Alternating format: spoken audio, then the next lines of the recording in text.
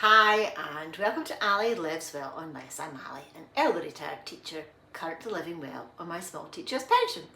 And today is Foodie Friday, and on Fridays we talk about some aspect of food and shopping and how we can save money by searching out those bargains, batch cooking, freezing, basically anything to do with our food.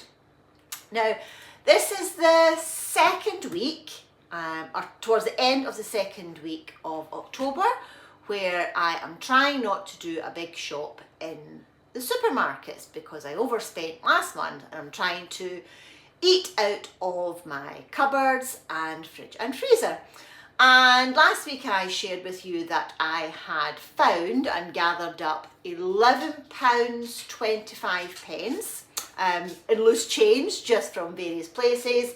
And I said I was going to challenge myself to only go to the supermarket if I really had to, and I would use that found money instead of taking it out of my monthly budget. And that's what I did yesterday. I think I said in my last video that I was going to pop into Waitrose and see if I could find any yellow stickered meat and fish bargains. Sadly, I did not. So I then went to Morrison's and didn't find any bargains, but I did pick up a couple of staples that I knew I needed. So I got some high juice that I used to make my iced tea, £1.90. This size jar of Hellmann's mayonnaise is £2.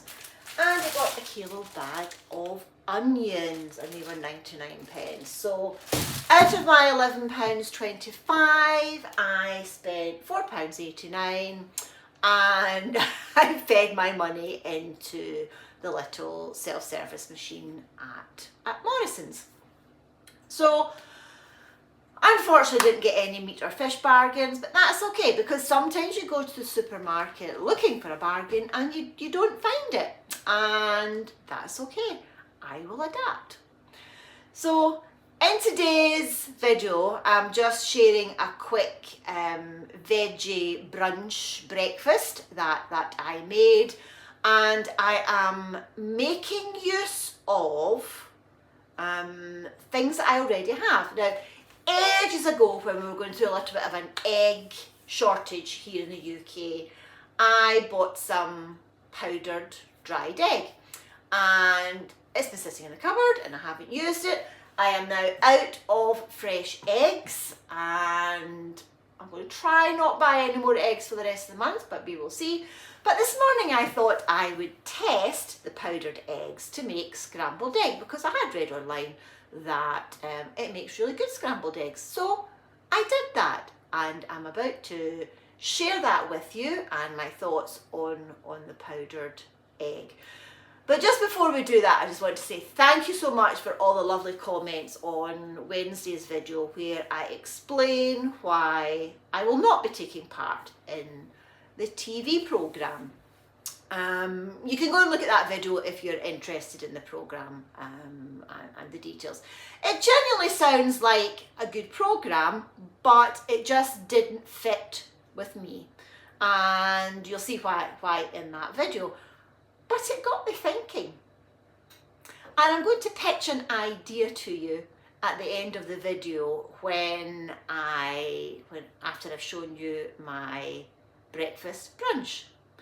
So have a look at my breakfast brunch with the powdered egg for scrambled eggs and come back at the end and I'll share with you my idea and you can tell me what you think. So this is the whole egg powder that I got a while ago. I will leave a link to it. It doesn't come with any instructions, so from what I can see online, it's roughly a tablespoon of the powder to about 2 to 3 tablespoons of water, and then you mix it well. Now, because it's been vacuum packed in the pack, it's quite chunky. So yeah, so I've got 2 tablespoons in here and I've mixed it up with 5 tablespoons of water. I might add another little bit, but the powder hasn't all quite dissolved. I don't know if that's picking up on camera. So what I'm going to do before I put it into the pan is I'm just going to pass it through a sieve. Next time I use it, I'll do the powder into the sieve, and then that way I can get all the lumps out. So here we go for my veggie breakfast. I'm going to make scrambled eggs. I've just air fried 2 of the IKEA vegetable sausages. And I'm about to just gently fry off some homemade tatty scones. I'll leave a link to that as well. And that is this morning's brunch. Okay, there we go. Brunch, scrambled eggs, vegetable sausages, tatty scones, and I'll let you know how it tastes. So the verdict on the scrambled egg is that it was rather lovely. There was a slight taste difference, but not enough for me to say that I would never do it again. I've just looked up the Amazon brand that I got, and sadly it's no longer available. It was 250 grams for $8.99, and that's organic egg powder, so that's quite expensive. I worked out that a tablespoon is about 10 grams of the powder, which gives you 1 egg. So 25 eggs for $8.99 worked out at just under 36 pence an egg. Okay, it was for an organic egg, so it's actually quite expensive, much more expensive than fresh eggs. I don't think I'll buy dried egg powder again. I think if there's an egg shortage, well, there's an egg shortage, and vegans manage perfectly well without eggs to do lots of things. So it was worth trying, and I will use them up. My next experiment will be French toast, and I will try them in baking as well. So they will get used up because I won't waste them, but I won't buy them again. So up to you if you think it's worth keeping powdered eggs in your store cupboard. And Luna is in a really funny mood today, and I don't know if it's because she was at daycare yesterday and she's overtired, or because I've changed the layout of the kitchen slightly. I've got a new doormat and so on. I'll show you that on Monday because I was getting the work done on the doors. She's not happy, so she is very jumpy and very barky at a lot of things today. So she just keeps throwing the ball down with such disdain that it's actually quite funny. She's like, ugh, dumping it at my feet. Anyway, so I was going to pitch an idea to you. So not taking part in the TV programme got me thinking about how you could genuinely have a budget Christmas, but it's still feeling quite luxurious.